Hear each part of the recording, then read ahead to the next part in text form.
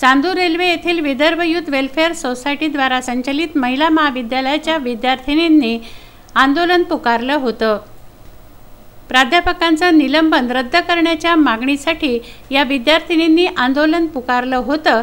हे आंदोलन मागे घेण्यात आलं असून कॉलेज प्रशासनाला प्राध्यापकांचं निलंबन रद्द करण्याकरता 10 दिवसांचा अल्टिमेटम या विद्यार्थिनींनी दिला आहे।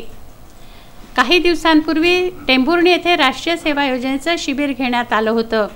यावेळी महाविद्यालयातील विद्यार्थिनींनी प्रेमविवाह न करण्याची शपथ घेतली होती। हा विषय महाराष्ट्रभरात गाजला। सध्याच्या काळात तरुण मुलींवर ॲसिड हल्ले, चाकू हल्ले होत आहे। अशा सभोवताली घडणाऱ्या घटना लक्षात घेता प्रेमाची परिणती हत्येत होत असेल तर प्रेम कसले, त्यामुळे आईबापांवर विश्वास ठेवून मुलींनी विवाह करावा म्हणून प्रेमविवाह न करण्याची शपथ या मुलींनी घेतली होती।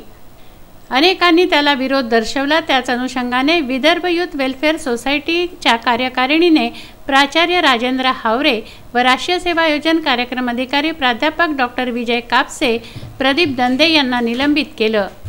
तेव्हा या विद्यार्थिनींनी तासिकांवर बहिष्कार घातला व महाविद्यालयाचं गेट बंद केलं।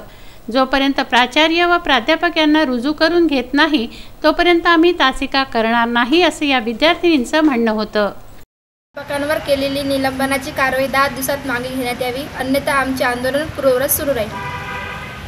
प्राध्यापकांवर केलेली निलंबनाची कारवाई 10 दिवसात मागे घेण्यात यावी, अन्यथा आमचे आंदोलन पूर्ववत चालू राहील। प्राध्यापकांवर केलेली निलंबनाची कारवाई 10 दिवसात मागे घेण्यात यावी, अन्यथा आमचे आंदोलन पूर्वतः चालू राहणार आहे। गेल्या 5 दिवसापासून सुरू असलेलं हे आंदोलन मंगळवारी अचानक मागे घेण्यात आलं।